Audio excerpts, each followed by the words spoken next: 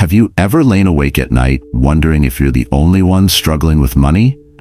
You see everyone else posting their vacations, their new cars, their perfect lives on social media, and you think, what am I doing wrong?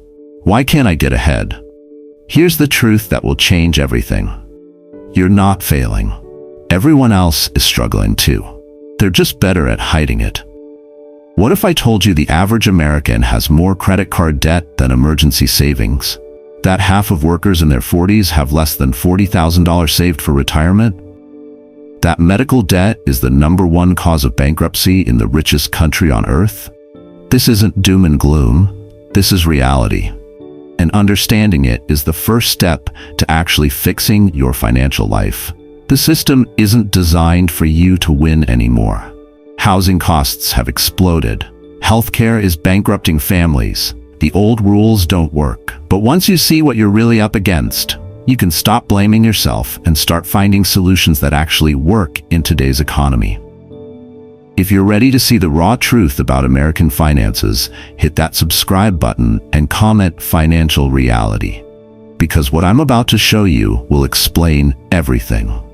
But here's what most people miss. Reality number 1. The debt crisis, hiding in plain sight. Look, here's something nobody wants to admit, but everyone needs to hear. The average American is drowning in debt. And I'm not just talking about the obvious stuff like credit cards. I'm talking about a comprehensive debt burden that's silently crushing any chance of building real wealth. And the worst part? Most people think this is normal. They think everyone lives like this. But just because it's common doesn't mean it's okay.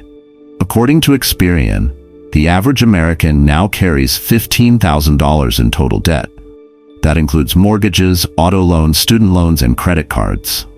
But here's what makes this number absolutely devastating. Most of this debt is on things that lose value or provide zero long-term benefit. You're not borrowing to build assets. You're borrowing to survive, to consume, to keep up appearances. Let me break down what this really looks like. The average credit card debt per person is $6,730. But for households that actually carry a balance month to month, it jumps to $10,815. Now here's where the math gets brutal. At the current average interest rate of 24%, families are paying over $2,600 every single year just in credit card interest. Not paying down the principal, not building wealth, just interested. That's $2,600 going straight into the pockets of banks and credit card companies. Money that could be invested, saved for emergencies, or used to build your future. But that's just the obvious part. Add in the average auto loan of $40,000 with payments around $563 per month. Throw in student loan debt averaging $37,000 with payments of $400 monthly.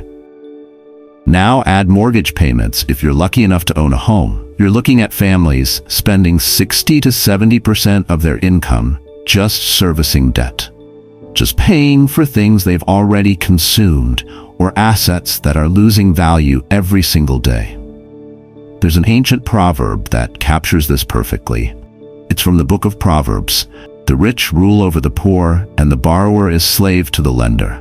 That was written thousands of years ago, but it's more relevant today than ever. When you're spending the majority of your paycheck on debt payments, you're not free. You're trapped. You're working for the bank, not for yourself. Wait, there's something you need to pay attention to if you don't want to lose everything. This debt burden creates what economists call a debt trap. You're paying so much in interest and principal that you can't build the savings needed to break free.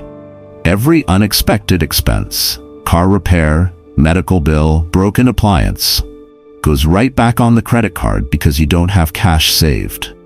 More debt, higher payments, less ability to save. The cycle feeds itself. And what I'm about to say is what makes the difference. Your typical American family isn't building wealth. They're not investing. They're not planning for the future. They're paying interest to banks for past consumption. The money that previous generations used to buy their first home, start businesses, or invest for retirement. That money is now going to service debt payments that didn't exist at these levels 20 years ago. Here's your move. Pull out your statements right now. Calculate how much you're paying annually in interest across all your debts. That number? That's wealth being transferred from your family to financial institutions. Now imagine redirecting even half of that into investments. A family paying $2,600 in credit card interest who eliminates that debt and invests the money instead at 8% returns would have over $40,000 in 10 years. That's the cost of debt nobody talks about. Reality number 2, the retirement crisis behind 401k marketing.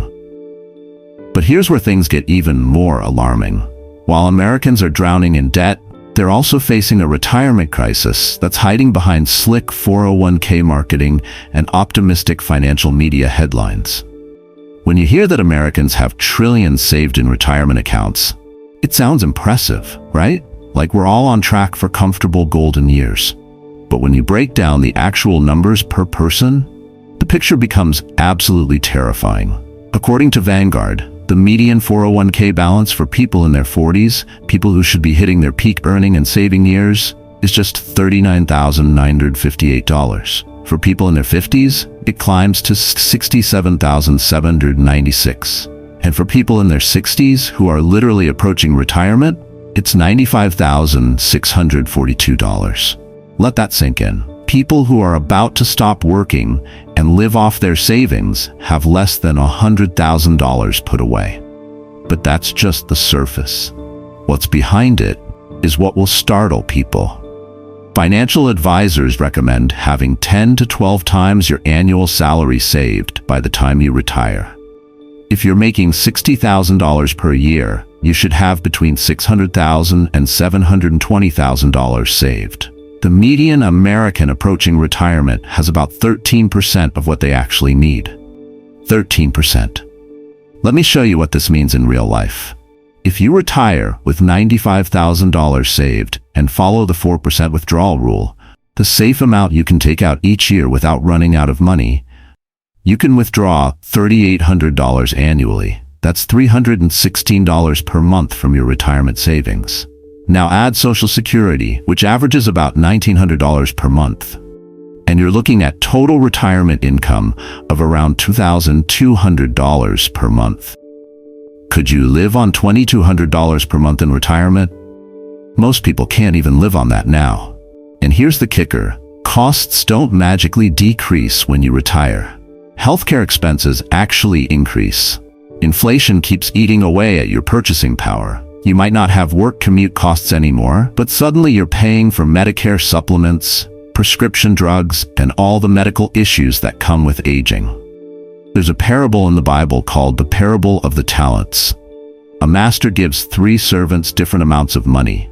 2 of them invest it and multiply it. 1 buries it in the ground out of fear. When the master returns, he's furious with the one who let the money sit idle. The lesson? Money must work. It must multiply. It can't just exist, it needs to grow. But most Americans aren't even getting to the point where they have money to multiply. They're stuck at 0, or worse, in the negative. And it's in the next section that many people make mistakes without even knowing it. These median numbers mean that half of Americans have even less than these already inadequate amounts. We're looking at a retirement crisis where millions of people will be forced to work until they physically can't anymore, or they'll live in poverty during what should be their most peaceful years. Here's your actionable move. Calculate your retirement gap right now. Take your annual expenses and multiply by 25. That's roughly what you need saved to retire safely. Now subtract your current retirement savings. That gap? That's what you're up against. If you're 40 with $40,000 saved, but need $750,000, you have a $710,000 gap to close. Seeing that number in black and white changes everything.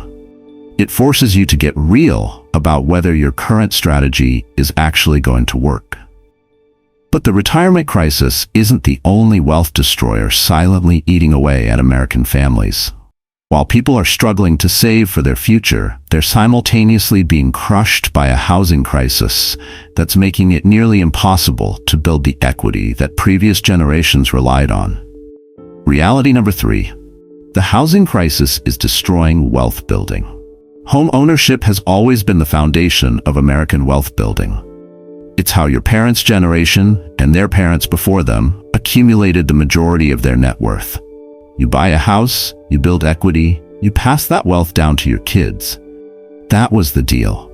That was the American dream. But for millions of Americans today, that path isn't just difficult, it's mathematically impossible. The home ownership rate dropped to 65.6% in 2024, the lowest in 2 years. But here's what that statistic doesn't capture. Half of all renters, that's 22.4 million households, are spending more than 30% of their income on housing. Many are spending 40, 50%, or even more. And when you're pouring half your paycheck into rent every single month, here's what happens. You can't save for a down payment. When you can't save for a down payment, you can't buy a house. When you can't buy a house, you can't build equity. When you can't build equity, you can't build wealth. It's a trap with no exit. There's a principle in Jewish wisdom that says a man's home is his castle. It's not just about shelter. It's about sovereignty, security, and legacy. For thousands of years, owning property has been understood as the foundation of freedom and financial stability. But that foundation is crumbling for an entire generation of Americans who are locked out of the market. Look at the numbers. Rents have increased 26% since 2020. Home prices have surged 47% in the same period. Meanwhile, median household incomes have increased only about 15%. The math simply doesn't work. Recent home buyers in 2024 face median monthly mortgage payments of $2,225, well above the national median of $1,521 for all homeowners. New buyers are taking on significantly higher housing costs than people who bought just 5 years ago, leaving even less room in their budgets for saving, investing, or building any other form of wealth. But that's just the obvious part. And what I'm about to say is what makes the difference. The housing crisis isn't just about not being able to afford a house. It's about being trapped in a cycle where high housing costs prevent the savings needed to escape high housing costs. You're paying someone else's mortgage instead of your own. You're building their equity instead of yours. Every month, hundreds or thousands of dollars disappear into rent, money you'll never see again, money that isn't working for you, money that's just gone. Previous generations could buy a starter home with a 5% down payment and manageable monthly costs. They built equity for 7 to 10 years, sold, upgraded, and continued building wealth through real estate. But when you need a 20% down payment on a $400,000 home, that's $80,000 in cash, and you're spending half your income on rent, how do you save $80,000? It would take years, maybe decades. And by the time you save it, prices have jumped again, and you're back to square one. Here's your move. If you're trapped in the rent cycle, you need to think differently. Consider house hacking, buying a duplex, living in one unit, renting the other to cover your mortgage. Explore multi-generational living where you split costs with family, or consider geographic arbitrage, moving to areas where the housing math actually works. Traditional advice says buy where you want to live. New reality says buy where you can afford, build equity, then move later. Do you see anything unusual? The answer is right here. Housing isn't just consuming your present income, it's also destroying your future through a hidden crisis that most people don't even realize is bankrupting them until it's too late. Because while you're struggling with rent and mortgage costs, there's another financial monster lurking in the shadows. One that's even more devastating. Reality number 4. Healthcare costs bankrupting insured families. That monster is healthcare. And here's what makes it so insidious. It doesn't just drain your bank account slowly like rent or debt payments. It strikes suddenly, unexpectedly, and even when you think you're protected by insurance, it can financially destroy you in a matter of weeks. Medical debt remains the leading cause of personal bankruptcy in America. And here's the part that shocks most people. It's not just affecting people without insurance. It's bankrupting families who are doing everything right, working full-time jobs, paying their premiums every month, following all the rules. The average annual healthcare cost for a family of 4 with employer-sponsored insurance hit $32,866 in 2024. But here's what that number hides. Even with insurance, families face massive out-of-pocket costs through deductibles, copays, and coinsurance. Many employer health plans now have deductibles of $5,000 to $10,000 per family. Read that again. That means you pay the first $5,000 to $10,000 of medical expenses entirely out of your own pocket before your insurance even begins to help you. For a family already living paycheck to paycheck, spending 40% of income on housing and another chunk on debt payments, where does $5,000 come from when someone gets sick? It doesn't. It goes on credit cards. It becomes medical debt. It triggers the exact financial spiral that leads to bankruptcy. Wait, there's something you need to pay attention to if you don't want to lose everything. The average per-person healthcare spending in 2023 was $14,570. Even if your insurance covers 80% of that, which is optimistic, you're still looking at nearly $3,000 per person in out-of-pocket costs annually. For a family of 4, that's $12,000 per year in healthcare expenses coming directly out of your budget. $12,000 that can't go toward retirement savings, emergency funds, or paying off debt. There's a story in the Bible about the Good Samaritan who finds a wounded stranger on the road.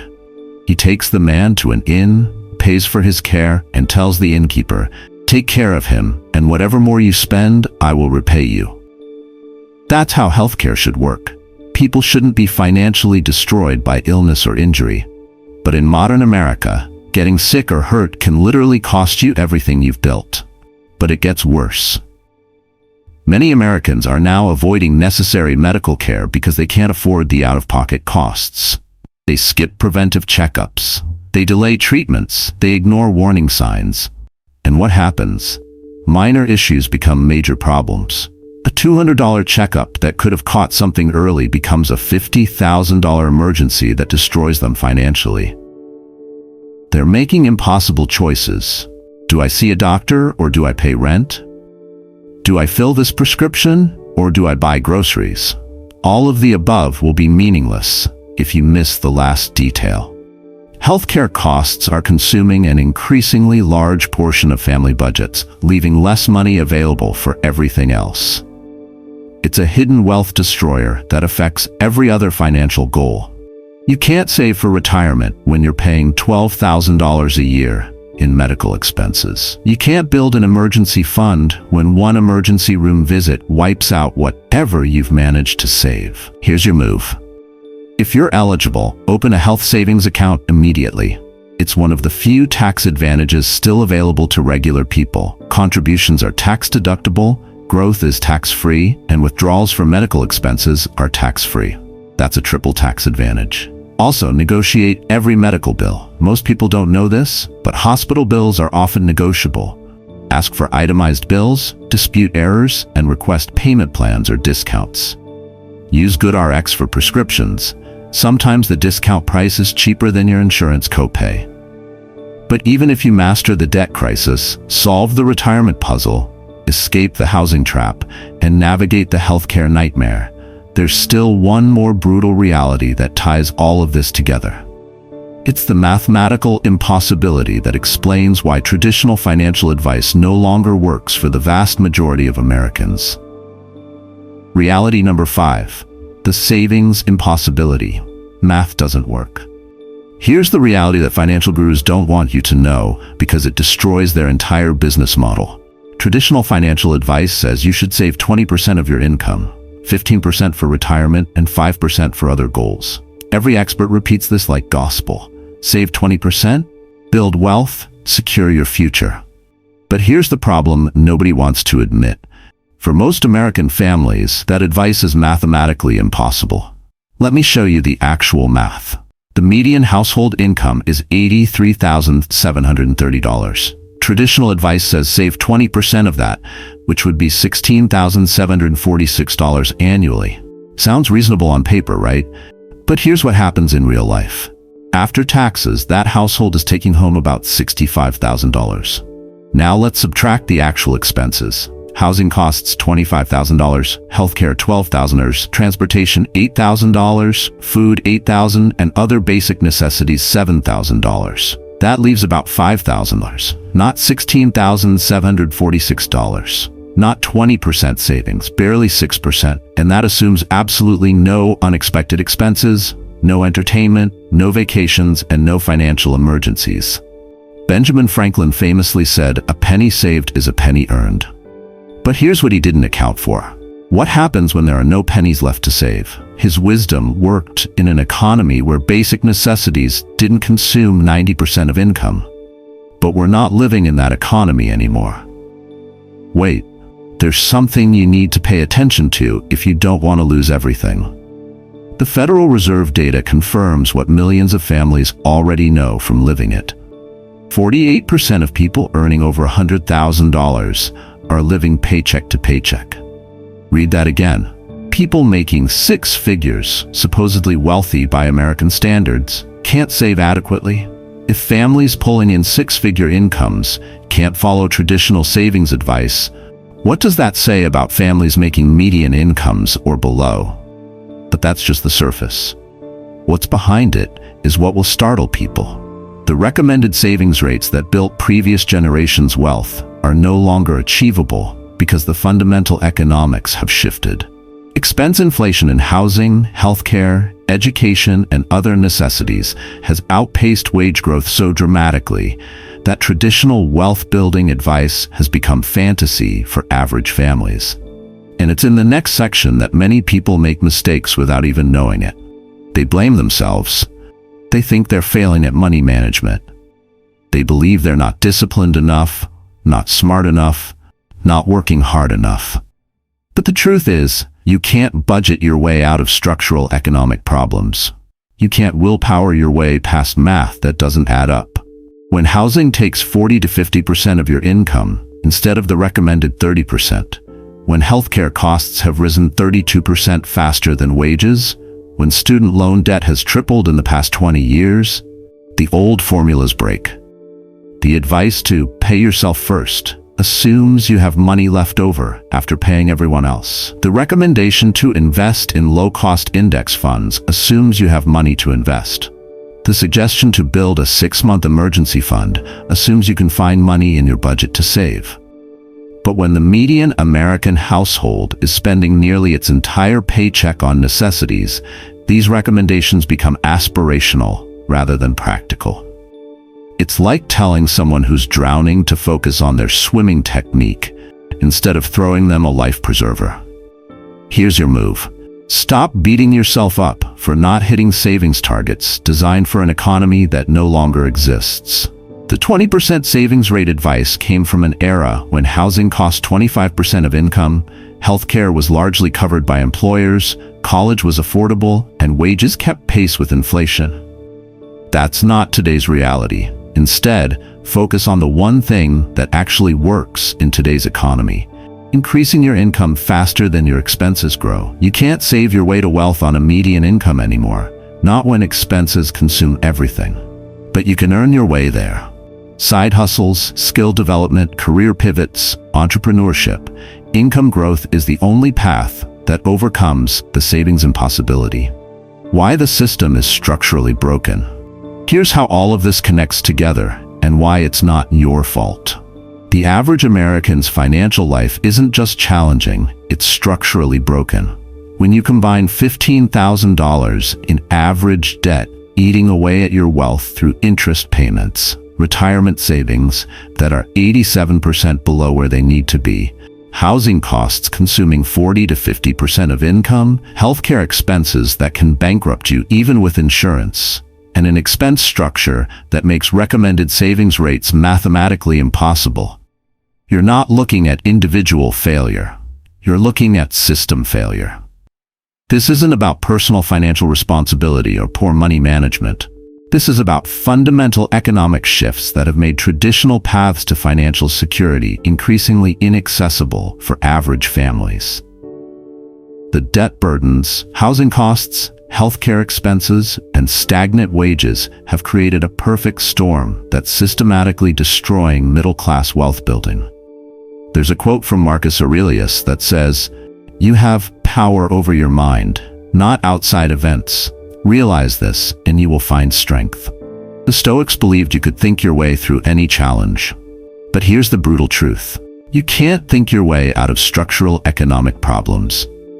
You can't meditate away a $10,000 medical bill. You can't manifest a 20% down payment when rent consumes half your income.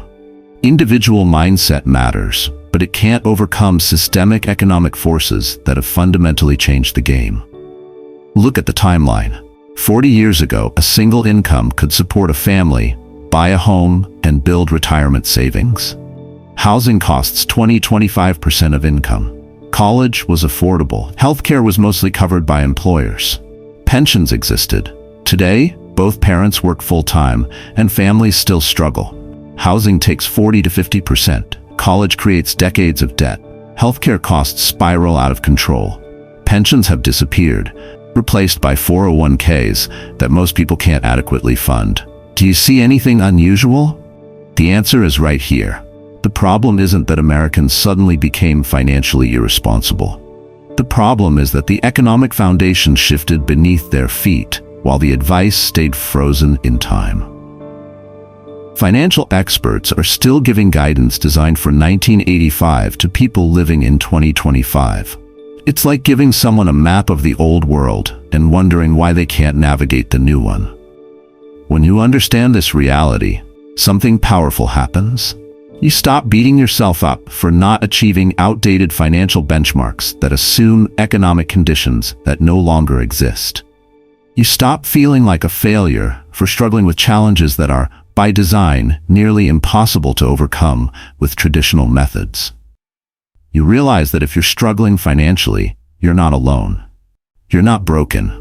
You're part of a majority dealing with economic challenges that previous generations simply didn't face. And once you accept that reality, you can finally start looking for solutions that actually work in today's economy instead of yesterday's. Look, I'm not telling you all of this to depress you or to give you excuses for poor financial choices.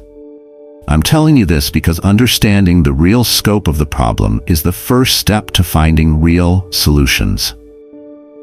Once you realize that traditional financial advice was written for an economy that no longer exists, you can finally stop beating yourself up and start adapting your strategy to match current reality. Here's what I want you to do. First, stop comparing your financial situation to outdated benchmarks that assume economic conditions from 40 years ago. You're not failing because you can't save 20% of your income when necessities consume 90% of your paycheck. Second, focus on increasing your income faster than your expenses grow. Because in today's economy, you can't save your way to wealth on a median income, but you can earn your way there. If this reality check opened your eyes to what's actually happening, smash that subscribe button and hit the notification bell for more content on navigating today's economic challenges, not advice designed for your grandparents' economy. Comment below, which reality shocked you most? Drop a number 1 through 5. Remember this, you're not failing at money. The system is failing most people. Once you understand what you're really dealing with, you can start making decisions based on economic reality instead of financial fantasy. The economy has changed. Your strategy needs to change too. Start adapting today, because waiting for things to get easier isn't a strategy that works.